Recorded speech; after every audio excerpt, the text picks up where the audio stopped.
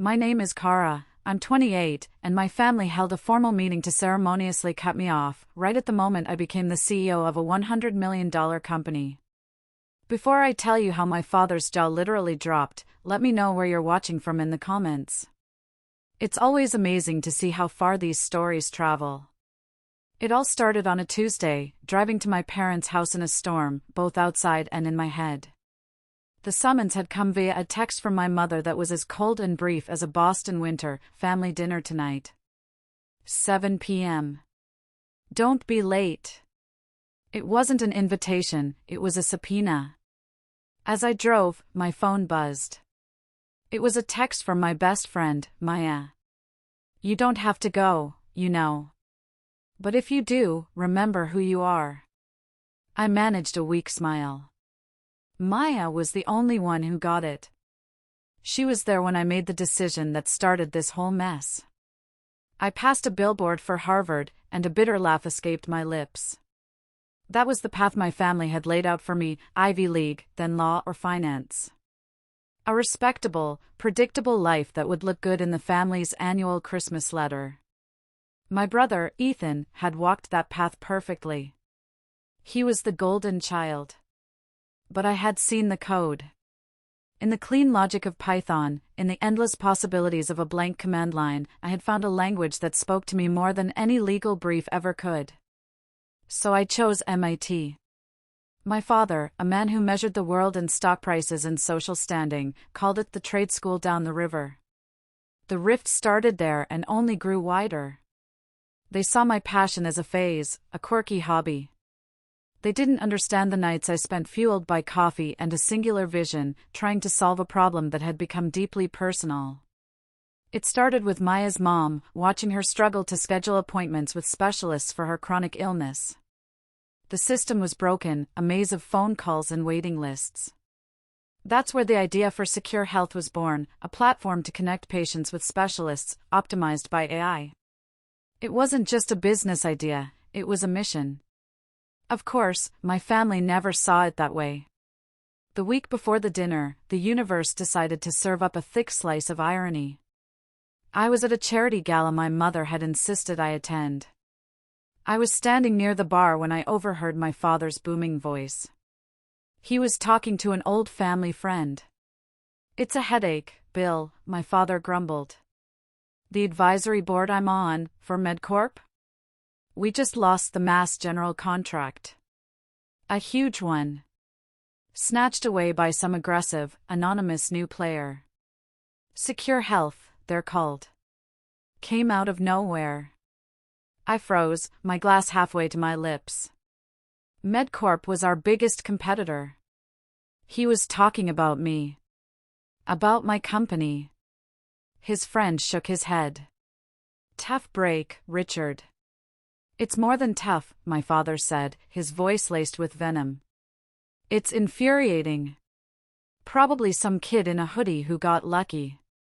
I just stood there, my heart pounding a frantic rhythm against my ribs. I wanted to scream, to laugh, to walk over and say, "That kid in a hoodie? That's your daughter." But I just turned and walked away. That's when I knew. The dinner wasn't just a dinner. It was an execution. And for the first time, I felt a strange sense of calm. I wasn't going there to beg for their approval anymore. I was going to resign. From the drama, from the disappointment, from the family that refused to see me. I arrived at 7 p.m. sharp. The house smelled of rosemary and old money. Ethan was already there, swirling a glass of wine, talking about a deal he'd just closed. "CARA," he said with a smirk. "Good of you to pull yourself away from your computer games." I just smiled. Wouldn't miss it. We sat down to dinner. The table was perfectly set, a battlefield of polished silver and crystal. My father carved the roast, my mother directed the conversation, and I felt like a ghost at the feast. They talked about Ethan's promotion, about their upcoming trip to Europe, about everything and everyone except me. My phone was on the table, face down. It wasn't rudeness, it was necessity. After winning the Mass General contract, I knew MedCorp would fight back.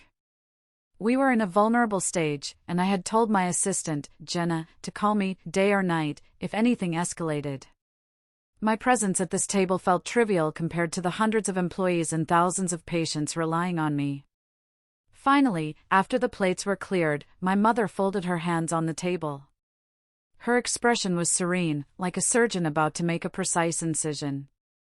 "CARA," she began, "your father and I have had a long discussion. We love you, but we can no longer enable this lifestyle." My father cleared his throat, picking up the thread. "The family trust is meant to support productive futures. Your little project has gone on long enough. It's time you face the real world. So, we've decided we're cutting you off. Completely." There it was. The final blow. I looked at their faces, my mother's calm certainty, my father's stern resolution, Ethan's smug satisfaction. A strange quiet settled in my chest. I opened my mouth to tell them they were too late, to tell them I was setting myself free. But before I could speak, my phone vibrated, a harsh buzz against the polished wood. The screen lit up, "Jenna, urgent." A cold dread washed over me. This was it. I excused myself with a glance and answered, my voice low. "Jenna, what's wrong?" Her voice was tense, all business. "They're making their move. MedCorp's lawyers just filed an emergency injunction against our Mass General contract, claiming patent infringement. It's baseless, but it could tie us up for weeks. The hospital's legal team is on the line. They need your authorization, as CEO, to proceed with the counterfiling immediately. They need to know you're leading the charge." The world seemed to slow down. My family was staring at me, annoyed by the interruption. I took a deep breath. This was no longer about them. It was about my company. My team. My mission. I stood up, holding the phone to my ear, and looked directly at my father. My voice was clear, steady, and filled with an authority they had never heard before. "Jenna," I said, "what's the name of the rival company's lead counsel?" She told me. I repeated it out loud. My father's face went white. He knew that name. I continued, "Patch me through to the hospital's legal team." A moment of silence. "This is CEO CARA Mitchell of Secure Health." Ethan choked on his wine. My mother's serene mask finally cracked. "Authorize the counterfiling," I commanded. "Use every resource at our disposal. I want our response filed within the hour. Protect our contract. I'll be in the office shortly to handle the fallout." I hung up. The silence in the room was deafening. It was broken by the sound of my father's fork clattering onto his plate. He stared at me, his face a mixture of disbelief and dawning horror. The Mass General contract. MedCorp. Secure Health. He connected the dots, his professional world violently crashing into his personal one. You're the CEO?" The first one to speak was not my father, but my mother, her voice a high-pitched, desperate whisper. "CARA, darling, why didn't you tell us?" But it was Richard, my father, who found his voice next, and it wasn't one of wonder. It was one of rage.